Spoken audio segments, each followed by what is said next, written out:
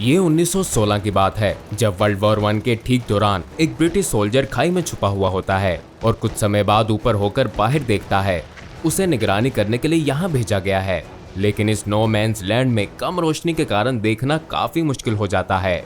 लेकिन तभी उसे कुछ दिखता है, कोई बड़ी चीज। केवल 20 फीट दूर ही एक शैडो है और ऐसा प्रतीत होता है कि ये कीचड़ में कुछ खुदाई कर रहा है।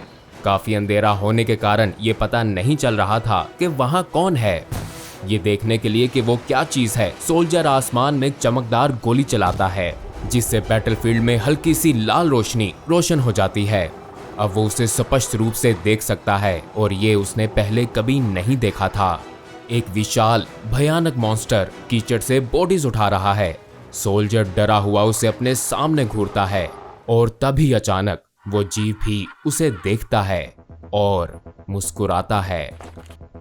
हाय, मैं डॉक्टर बॉब हूँ और ये SCP-3456 है, जिन्हें द ऑर्केडियन हॉर्समैन भी कहा जाता है।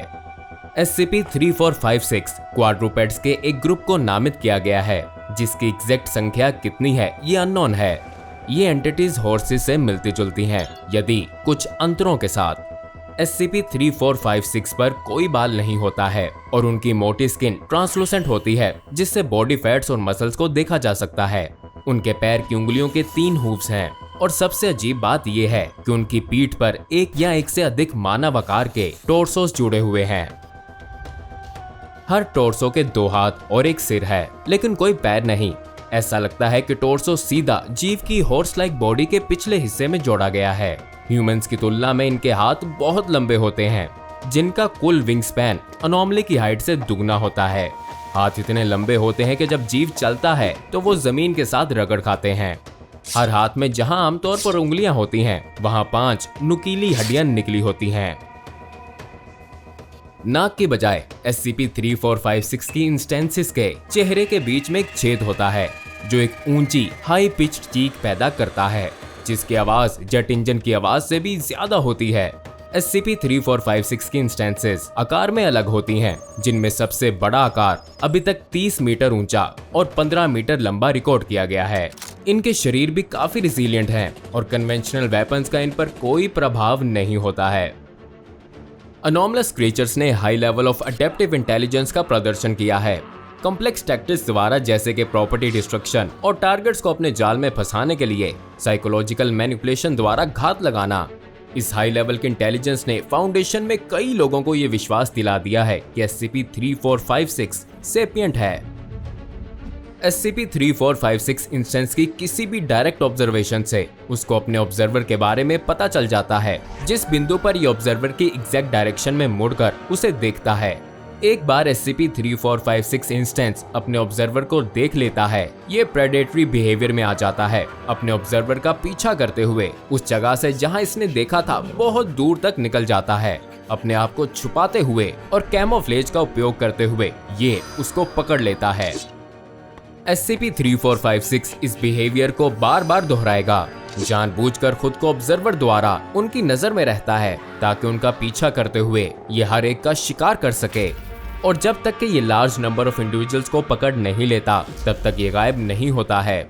यह भी पता नहीं चला है कि SCP-3456 अपने विक्टिम्स को कहां लेके जाता है या गायब होने के बाद उनके साथ क्या होता है, और ना ही ये पता चल सका है कि कितने विक्टिम्स 3456 को गायब होने से पहले पकड़ने होते हैं, क्योंकि नंबर्स अलग अलग इंस्टेंसेस के बीच में अलग हैं।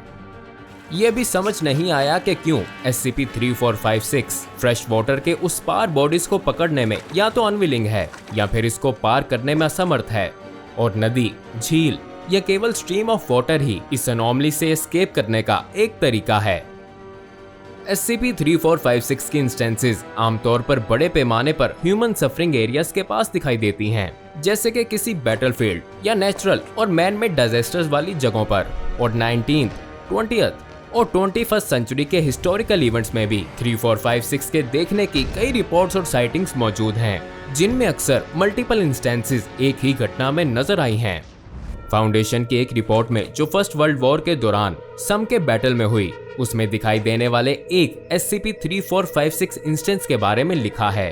ब्रिटिश सोल्जर्स की ट्रेंचेस में एक मिथिकल क्रिएचर के अपीयरेंस के बारे में बात फैल गई, कई लोगों का मानना था कि ये नकलावे है, जो एक हॉर्स लाइक डेमन है जिसके ओरिजिन्स और केडियन मिथोलॉजी में हैं। कई एससीपीज की तरह इस एंशिएंट फोक टेल का ओरिजिन भी बहुत वास्तविक निकला। ब्रिटिश इन्फेंट्रीमैन डेव हार्कन ने एक जर्नल में लिखा जिसमें बैटलफील्ड के मैदान में दिखाई देने वाले विशाल हूफ प्रिंट्स के निशान थे और मिस्टीरियस सर्कमस्टांसेस में गायब होने वाले सोल्जर्स का वर्णन किया गया था, जो शायद 4 से भी अधिक भयानक फोर्सेस द्वारा मारे गए थे। हार्कन ने एक सोल्जर के बारे में भी लिखा है जो जर्मन्स पर फायरिंग कर रहा था जब उसके पैरों के नीचे जमीन हिलने लगी, इससे पहले कि कोई रिएक्ट करता। चारों तरफ मिट्टी उड़ी और सभी गिर पड़े। सोल्जर गायब हो गया था, उसके शरीर का एक अंग भी नहीं बचा था और हार्कन को यकीन था कि उसके गायब होने से ठीक पहले उसने सोल्जर के नीचे जमीन से हड्डियों जैसे हाथ को बाहर निकलते देखा था। कुछ ही समय बाद हार्कन ने बैटलफील्ड में ऑर्केडियन हॉर्समैन को देखा और उसने SCP-3456 की इंस्टेंस को बॉडीज को जमीन से पकड़ते हुए और उसे अंधेरे में गायब होते देखा। उसने अपनी राइफल से इस पर कई गोलियां चलाईं, लेकिन गोलियों का कोई असर नहीं हुआ। जैसे जैसे दिन बीतते गए, हाफ मैन और हाफ हॉर्स हर रात में दिखाई देता रहा, हमेशा एक ही काम करते हुए इंजर्ड सोल्जर्स को बैटलफील्ड से उठाना और अंधेरे में ले जाना। वो हमेशा हार्कन को पीछे मुड़कर देखता था, जिससे प्रतीत होता है कि वो उसे उसका पीछा करने के लिए इनवाइट कर रहा हो। जल्द ही SCP-3456 के और भी इंस्टेंसेस नजर आने लगे, जिनमें से कई की पीठ पर एक से अधिक टॉर्सो थे और फिर उन्होंने जाल बिछाना शुरू कर दिया, खुद को मिट्टी में दबाकर सोल्जर्स का उनके ऊपर से जाने का इंतजार करते हुए। सम की लड़ाई में डेव हार्कन को लापता घोषित कर दिया गया था और ऐसा माना जाता है कि उसे SCP-3456 का वही इंस्टेंस ले गया जिसे उसने पहली बार देखा था। SCP-3456 के साथ एक और रीसेंट एनकाउंटर 2011 में होने वाले अर्थक्वेक और जापान के फुकुशिमा में न्यूक्लियर डिजास्टर के बाद हुआ। 2500 से अधिक लापता व्यक्तियों के साथ अर्थक्वेक से प्रभावित एरियाज में SCP-3456 की कई इंस्टेंसेस की सूचना मिली और SCP फाउंडेशन ने कई टीम्स को जांच के लिए भेजा, जिनमें से 2 टीम्स को 3456 के साथ एनकाउंटर्स के दौरान मार दिया गया था। एक स्क्वाड ने इवैक्यूएटेड सिटी की खोज करने और कुछ भी ना मिलने पर एक जगह SCP-3456 की इंस्टेंस को मोशनलेस खड़े हुए देखा। जैसे ही उन्होंने ऑर्केडियन हॉर्समैन को देखा, ह्यूमन टॉर्सो जो मोशनलेस हॉर्स के ऊपर साइड पर गिरा हुआ था, अचानक सीधा हो गया और अपने बाजुओं को स्विंग करके अपने चारों ओर की बिल्डिंग्स को नष्ट करने लगा।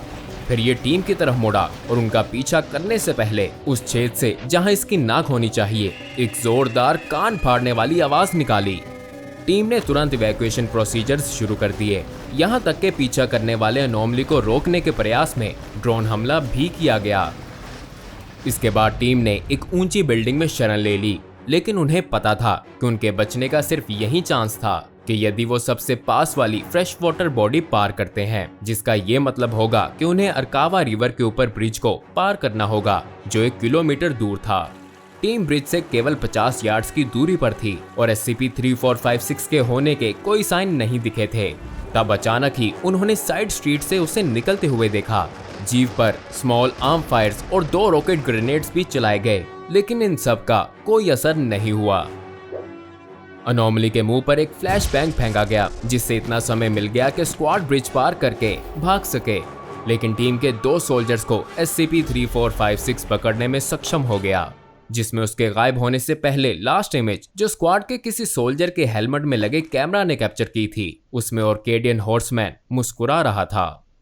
SCP-3456 अभी तक पकड़ी नहीं गई है और इसकी डेंजरस नेचर के कारण और किसी भी कंटेनमेंट प्रोसीजर के ना होने के कारण इसे कैटर क्लास में क्लासिफाई किया गया है। कोई भी कर्मचारी जो इस एंटिटी का सामना करता है, उसका क्लास GM नेस्टिक में इलाज किया जाएगा और उनकी ट्रीटमेंट फैसिलिटी की जगह को फ्रेश वाटर बॉडी से 1 किलोमीटर दूर ही होना चाहिए।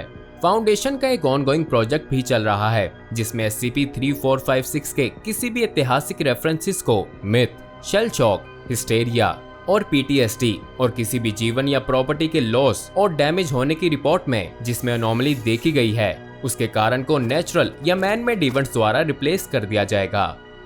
जिन रीजन्स में SCP-3456 के प्रकट होने की अधिक संभावना है, उसकी निगरानी की जाएगी और कर्मियों को इवैक्यूएशन प्रोसीजर शुरू करने के लिए तैयार रखा जाएगा।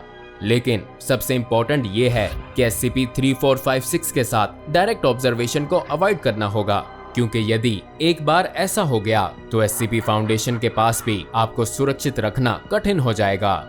जाइए और डॉक्टर बॉब की बाकी वीडियोस देखें। चैनल को सब्सक्राइब कर दें ताकि आने वाली हर वीडियो की अपडेट आपको मिलती रहे।